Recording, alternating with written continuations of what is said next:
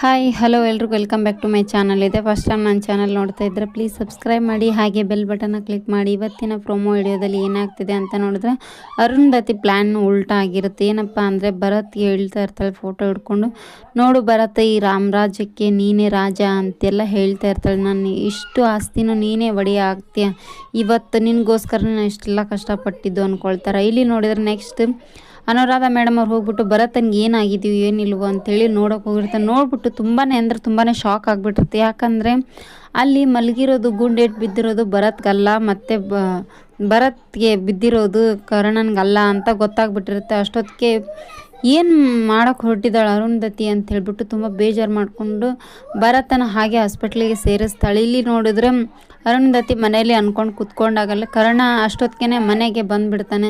ಅದು ಅವ್ರ ಫ್ರೆಂಡ್ನೇ ಕರ್ಕೊಂಡು ಬಂದುಬಿಡ್ತಾನೆ. ಅಲ್ಲಿ ಫೋನ್ ಮಾಡಿಬಿಟ್ಟು ಅನುರಾಧ ಮೇಡಮ್ ಅವ್ರು ಹೇಳ್ತಾ ಇರ್ತಾರೆ, ಏನು ಅಂದ್ಕೊಂಡಿದ್ದೆ, ನನ್ನ ಮಗನ್ನ ನೀನು ಸಾಯಿಸಬೇಕು ಅಂದ್ಕೊಂಡಿದ್ಯಲ್ಲ, ನಿನ್ನ ಮಗನೇ ನೀನು ಸಾಯಿಸೋಕೆ ಕೊಟ್ಟಿದ್ಯಲ್ಲ, ಎಂಥ ತಾಯಿ, ನಿನಗೆ ಬುದ್ಧಿ ಇಲ್ವಾ ಅಂತೇಳಿ ಎಲ್ಲ ಬೈತಾ ಇರ್ತಾರೆ.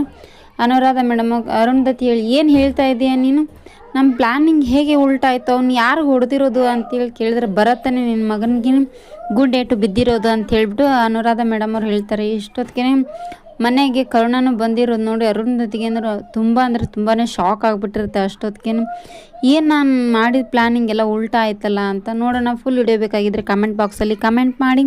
Thank you for watching, keep support, thank you, bye.